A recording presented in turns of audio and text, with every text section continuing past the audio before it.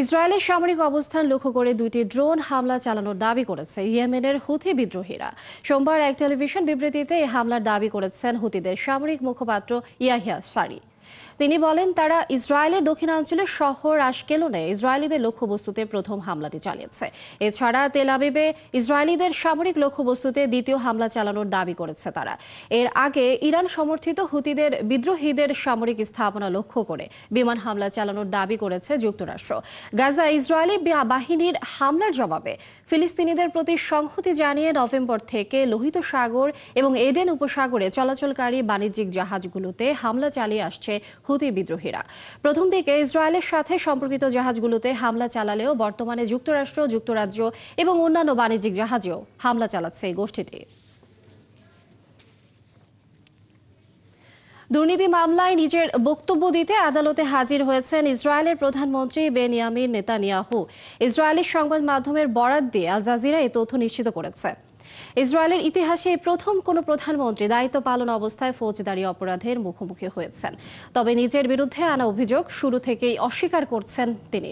এর আগে ফিলিস্তিনের গাজা উপত্যকায় সামরিক অভিযান চালানোর নির্দেশ এবং মানবিক সহায়তা বন্ধ করার অভিযোগে গেল নভেম্বরে নেতানিয়াহুর বিরুদ্ধে গ্রেফতারি পরোয়ানা জারি করেছে আইসিসি। এদিকে ইসরায়েল, যুক্তরাষ্ট্র, চীন এবং রাশিয়া আইসিসিকে স্বীকৃতি দেয়নি। তবে ইউরোপীয় ইউনিয়নের দেশগুলো সহ বহু দেশ আইসিসি নির্দেশনা মানতে প্রতিশ্রুতিবদ্ধ। ফলে নেতানিয়াহুর আন্তর্জাতিক সফর সীমিত হয়ে পড়েছে এবং তার নেতৃত্ব সংকটে পড়েছে। মার্কিন সামরিক বাহিনী জানিয়েছে সিরিয়ায় বিমান হামলা চালিয়েছে তারা। এতে 2 আইএস সদস্য নিহত এবং একজন আহত হয়েছে। মার্কিন সেন্ট্রাল কমান্ড সেন্টকম সিরিয়ার দের আজ জাউর প্রদেশে বিমান হামলার বিষয়টি নিশ্চিত করেছে। সেন্টকম জানিয়েছে আইএস সদস্যরা অস্ত্র ভর্তি একটি ট্রাক দের আজ জাউর প্রদেশে স্থানান্তর করছিল। ওই এলাকাটি আগে সিরিয়ার সরকার এবং রুশ বাহিনী নিয়ন্ত্রণে ছিল। এই সময় তাদের লক্ষ্য করে বিমান হামলা চালানো হয়। এর আগে CENTCOM commander general Michael Eric কুরিলা এক বিবৃতিতে বলেছিলেন, আইএস সিরিয়ার বিভিন্ন বন্দিশালায় আটক থাকা 8,000-এর বেশি সদস্যকে মুক্ত করার চেষ্টা চালাচ্ছে। এ কারণে সিরিয়ায় মার্কিন হামলা বেড়েছে। মার্কিন কর্তৃপক্ষ জানিয়েছে, আসাদ সরকারের পতনের আগেই সিরিয়ায় প্রায় 900 সেনা অবস্থান করছিল। পরে তাদের সঙ্গে আরও 1100 সেনাকে স্বল্প মেয়াদে মোতায়েন করা হয়েছে। সিরিয়ার ক্ষমতাচ্যুত প্রেসিডেন্ট বাশার আল আসাদ ও তার স্ত্রী আসমা আসাদের বিবাহ বিচ্ছেদ ও রাশিয়া আটকে রাখার বিষয়টি মিথ্যা বলে দাবি করেছে রাশিয়া। ক্রেমলিনের মুখপাত্র দিমিত্রি পেসকভ এক প্রেস ব্রিফিংয়ে বলেন, ওই প্রতিবেদনগুলোর কোনো সত্যতা নেই। আসাদ মস্কোতে আটক ও তার সম্পদ জব্দ করা হয়েছে এমন দাবি মিথ্যা। এর আগে রোববার তুর্কি ও আরবি সংবাদ মাধ্যমের দাবি করা হয়েছিল। সিরিয়ার রাজধানী দামেস্ক বিদ্রোহীদের নিয়ন্ত্রণে যাওয়ার পর আসাদ পরিবার রাশিয়ায় আশ্রয় পেয়েছে। এর মধ্যে আসমা আল আসাদ মস্কোতে বিচ্ছেদের আবেদন করেছেন বলে দাবি করা হয়। ব্রিটিশ সংবাদ মাধ্যম বিবিসি জানিয়েছে, 1975 সালে লন্ডনে সিরীয় পরিবারে জন্মগ্রহণ করেন আসমা। 2000 সালে আসমা সিরিয়ায় যান ও একই বছর আসাদের সঙ্গে বিবাহ বন্ধনে আবদ্ধ হন।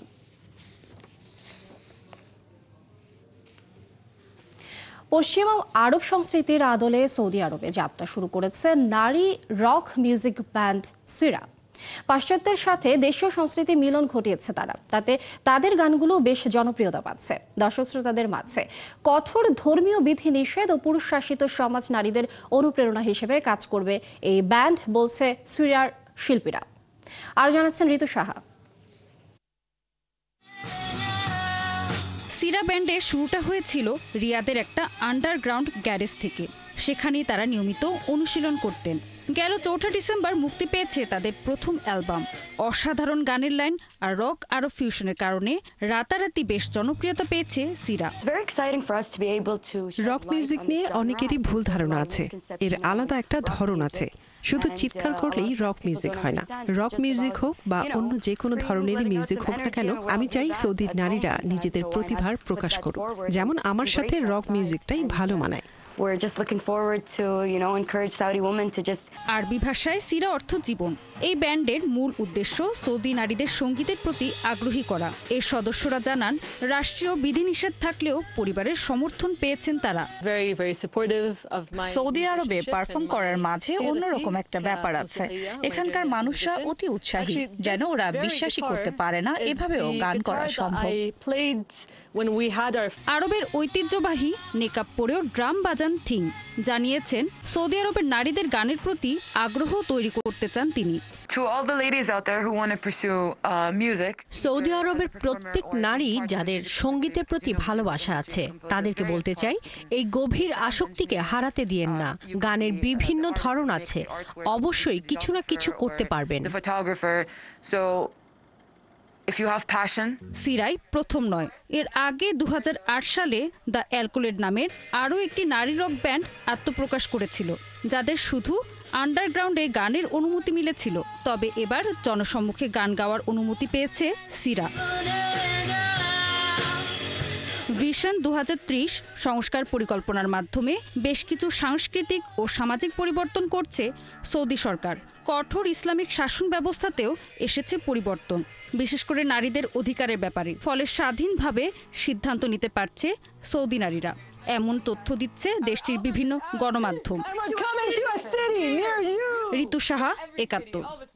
ইউক্রেনের আরও একটি গ্রামের দখল নিয়েছে রাশিয়া। মস্কো জানিয়েছে তারা ভেলিকা নোভোসিলকা শহরের কাছাকাছি অবস্থিত ইউক্রেনের পূর্বাঞ্চলীয় স্টোরোজোভেয় গ্রামের সব দখল নিয়েছে। এদিকে ইউক্রেনে ভুয়া পরিচয়পত্র ব্যবহার করে বিদেশি সেনারা রাশিয়ার পক্ষে যুদ্ধ করছে বলে দাবি করেছে দেশটির সেনাবাহিনী। রাশিয়ার প্রতিরক্ষা মন্ত্রণালয় এক বিবৃতিতে জানিয়েছে, পূর্ব ইউক্রেনের দোনেৎস্ক অঞ্চলের পূর্ণ নিয়ন্ত্রণ নিতে লড়াই অব্যাহত রেখেছে রাশিয়া। এর আগে গত শনিবার রুশ প্রতিরক্ষা মন্ত্রণালয় জানায় তারা কোস্তিয়ানতিনোপলসকে গ্রাম দখল করেছে। চলতি বছর মস্কোর সেনাবাহিনী 190টির বেশি ইউক্রেনীয় বসতির দখল নিয়েছে বলে দাবি করেছে। এদিকে যুদ্ধক্ষেত্রে বিদেশি সেনাদের উপস্থিতি গোপন করার চেষ্টায় মস্কো জাল সামরিক ও জন্ম সনদ সরবরাহ করেছে বলে অভিযোগ করেছে। কিয়েভ, যুক্তরাষ্ট্র, ইউক্রেন ও দক্ষিণ কোরিয়ার গোয়েন্দা তথ্য অনুযায়ী রাশিয়ায় প্রায় 11 থেকে 12 হাজার উত্তর কোরিয়ার সেনা রয়েছে। ইউক্রেনের রাশিয়ার যুদ্ধের সাথে যুক্ত হয়ে লড়াই করতে গিয়ে 1000-এর বেশি উত্তর কোরিয়ার সেনা হতাহত হয়েছেন বলে জানিয়েছে দক্ষিণ কোরিয়ার জয়েন্ট চিফস অব স্টাফ জেসিএস। সোমবার দক্ষিণ কোরিয়ার গোয়েন্দা সংস্থার প্রকাশিত এক প্রতিবেদনে এ তথ্য জানানো হয়েছে। প্রতিবেদনে বলা হয়েছে, উত্তর কোরিয়া হাজারো সেনা রাশিয়ায় সামরিক বাহিনীকে সহায়তায় পাঠিয়েছিল, যাদের মধ্যে অনেকে সীমান্তবর্তী কুরস্ক অঞ্চলে মোতায়েন করা হয়েছিল। এদিকে সিওল, ওয়াশিংটন ও কিয়েভ জানিয়েছে বর্তমানে রাশিয়ায় প্রায় 12,000 উত্তর কোরিয়ার সেনা রয়েছে।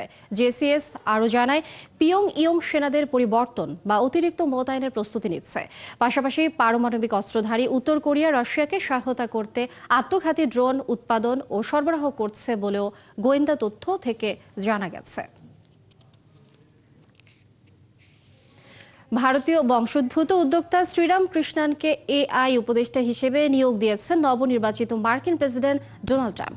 তিনি কৃত্রিম বুদ্ধিমত্তা সংক্রান্ত বিষয়ে হোয়াইট হাউসের নীতি নির্ধারণে সিনিয়র অ্যাডভাইজার হিসেবে কাজ করবেন। সোমবার এনডিটিভি প্রকাশিত এক প্রতিবেদনে এসব তথ্য উঠে এসেছে। শ্রীরাম মূলত ট্রাম্প প্রশাসনের কৃত্রিম বুদ্ধিমত্তা সংক্রান্ত নীতিগুলো নির্ধারণে কাজ করবেন। এছাড়াও প্রেসিডেন্টের বিশেষ উপদেষ্টা হিসেবে বিজ্ঞান ও প্রযুক্তি বিষয়ক কাজও করবেন তিনি।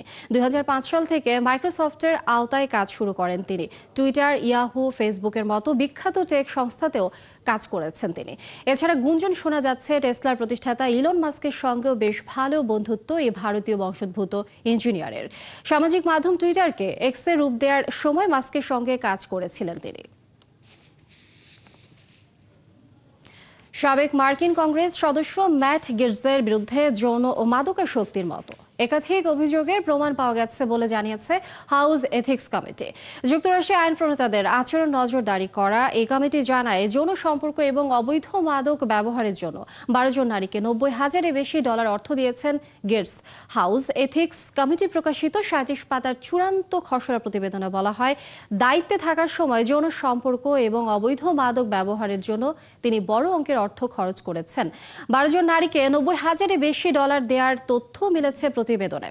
মার্কিন প্রেসিডেন্ট নির্বাচনে জয়ী হবার পরপরই অ্যাটর্নি জেনারেল হিসেবে মনোনীত করেন ফ্লোরিডার সাবেক কংগ্রেস সদস্য ম্যাট গেটসকে। তবে তার বিরুদ্ধে দুর্নীতি অভিযোগ থাকায় শুরু হয় ব্যাপক সমালোচনা, যদিও পরে নিজের নাম প্রত্যাহার করে নেন গেটস। যুক্তরাষ্ট্রের বিদায়ী প্রেসিডেন্ট জো বাইডেন মৃত্যুদণ্ডপ্রাপ্ত 40 জনের মধ্যে 37 জনের সাজা কমিয়ে যাবজ্জীবন কারাদণ্ড করেছেন। বাকি 3 জনের মৃত্যুদণ্ড বাতিল করেননি তিনি। বার্তা সংস্থা রয়টার্সের এক প্রতিবেদনে বলা হয়েছে, ক্ষমতার মেয়াদ শেষ হতে আর 1 মাস বাকি থাকতে মৃত্যুদণ্ড বিরোধীদের ক্রমবর্ধমান চাপে পড়ে বাইডেন এই সিদ্ধান্ত নিয়েছেন বলে ধারণা করা হচ্ছে। এখন কেবলমাত্র কয়েকজন উচ্চ প্রোফাইল বিদ্বেষমূলক বা সন্ত্রাসী কার্যকলাপের অপরাধীর ফেডারেল মৃত্যুদণ্ড বহাল রয়েছে। বাইডেন প্রশাসনের অধীনে ফেডারেল মৃত্যুদণ্ড কার্যকরে নিষেধাজ্ঞা থাকলেও এসব ক্ষেত্রে তা প্রযোজ্য নয়। এক বিবৃতিতে বাইডেন বলেন, মৃত্যুদণ্ডের উপর তার প্রশাসন যে নিষেধাজ্ঞা আরোপ করেছে তা সন্ত্রাসবাদ ও ঘৃণাজনিত গণহত্যার ক্ষেত্রে প্রযোজ্য নয়। এই নীতির ভিত্তিতে 37 জনের মৃত্যুদণ্ড কমানো হয়েছে। যুক্তরাষ্ট্রের সাবেক প্রেসিডেন্ট বিল ক্লিন্টনকে হাসপাতালে ভর্তি করা হয়েছে। জ্বরে আক্রান্ত হওয়ার পর সোমবার তাকে ওয়াশিংটন ডিসির জর্জ টাউন ইউনিভার্সিটি মেডিকেল সেন্টারে ভর্তি করা হয় বলে জানিয়েছে তার কার্যালয়। ক্লিন্টনের বয়স বর্তমানে 78 বছর। চলতি বছরে বেশ কয়েকবার শারীরিক সমস্যার মুখে পড়তে হয়েছে তাকে। ক্লিন্টনের কার্যালয়ে উপপ্রধান কর্মকর্তা সামাজিক যোগাযোগ মাধ্যম এক্সে বলেছেন, জ্বরে আক্রান্ত হওয়ার পর পরীক্ষা নিরীক্ষা এবং পর্যবেক্ষণের জন্য তাকে জর্জ টাউন ইউনিভার্সিটি মেডিকেল সেন্টারে ভর্তি করা হয়েছে। এর আগে 2021 সালের অক্টোবরে রক্তের সংক্রমণের কারণে ক্লিন্টনকে 5 রাত হাসপাতালে ভর্তি থাকতে হয়েছিল।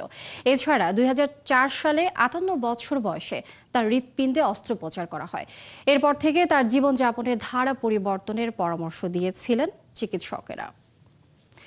ইরানের জ্বালানিবাহী একটি ট্রাকের সাথে বাসের সংঘর্ষে অন্তত 9 জন নিহত হয়েছেন। এই ঘটনায় আহত হয়েছেন আরও 13 জন।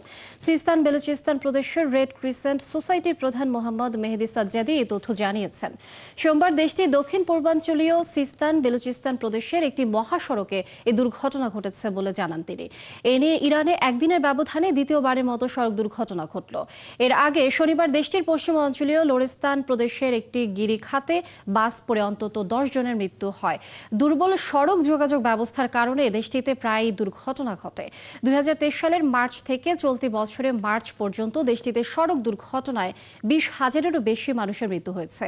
এছাড়া এর আগে আগস্টে ইরানের মধ্যাঞ্চলীয় এক এলাকায় ইরাকগামী একটি বাস দুর্ঘটনায় অন্তত 28 পাকিস্তানের মৃত্যু হয়। বলিউডের কিংবদন্তি নির্মাতা শ্যাম বেনেগাল মারা গেছেন। ভারতের স্থানীয় সোমবার সন্ধ্যা 6টার দিকে মুম্বাইয়ের ওয়ার্কহাট হাসপাতালে তিনি শেষ নিঃশ্বাস ত্যাগ করেন। তার বয়স হয়েছিল 90 বছর। 1970 সাল থেকে 2023 সাল পর্যন্ত ভারতীয় চলচ্চিত্র জগৎকে তিনি উপহার দিয়েছেন একের পর এক সিনেমা। মন্থন, অঙ্কুর, ভূমিকা, জুনুন, মান্ডি, নিশান্ত সহ বহু ছবি পরিচালনা করেছেন তিনি। 90 বছর বয়সে পদার্পণ করেও নিজের কাজ নিয়ে ব্যস্ত ছিলেন এই নির্মাতা। গত বছর Mujib the making of nation নামক ছবির পরিচালনা করেছিলেন তিনি, যে সিনেমায় ভারত এবং বাংলাদেশের একাধিক নামি দামি অভিনেতারা অভিনয় করেছিলেন। হাতে ছিল বেশ কয়েকটি কাজ, কিন্তু তার মাঝেই না ফেরার দেশে শ্যাম বেনেগাল। এই ছিল আজকের আয়োজনে। কাল একই সময় আবারও হাজির হব বিশ্বযোগে। চোখ রাখুন 71 ফেসবুক পেজে এবং সাবস্ক্রাইব করুন 71 ইউটিউব চ্যানেল। 71 সাথে থাকুন।